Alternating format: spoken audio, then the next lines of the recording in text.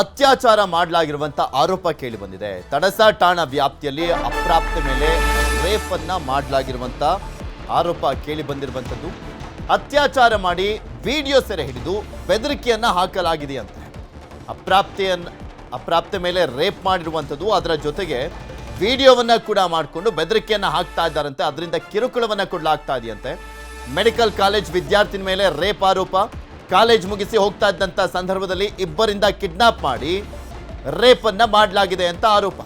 ಕಾರಿನಲ್ಲಿ ಬಂದು ಬಾಯಿಗೆ ಬಟ್ಟೆ ಕಟ್ಟಿ ಅಪಹರಿಸಿ ಕೃತ್ಯವನ್ನ ಎಸಗಿದ್ದಾರಂತೆ. ಈ ಆರೋಪವನ್ನು ಮಾಡಲಾಗಿದೆ. ಕಾರಿನಲ್ಲಿ ಅತ್ಯಾಚಾರ ಎಸಗಿ ವಿಡಿಯೋವನ್ನ ಮಾಡಿದ್ರಂತೆ. ಇದೇ ವಿಡಿಯೋ ತೋರಿಸಿ ಪದೇ ಪದೇ ಕಿರುಕುಳ ಆರೋಪವನ್ನ ಮಾಡಲಾಗಿದೆ. ಸಹಾಯವಾಣಿಗೆ ಫೋನ್ ಮಾಡಿ ದೂರನ್ನ ನೀಡಿದ್ದಂಥ ವಿದ್ಯಾರ್ಥಿನಿಯ ದೂರನ್ನ ಆಧರಿಸಿ ಇಬ್ಬರನ್ನ ಬಂಧನ ಮಾಡಲಾಗಿದೆ. ಅಭಿಷೇಕ್ ಲಮಾಣಿ, ಪ್ರವೀಣ್ ಲಮಾಣಿ ಬಂಧಿತರು. ತಡಸ ಪೊಲೀಸ್ ಠಾಣೆಯಲ್ಲಿ ಪ್ರಕರಣ ದಾಖಲಾಗಿದೆ.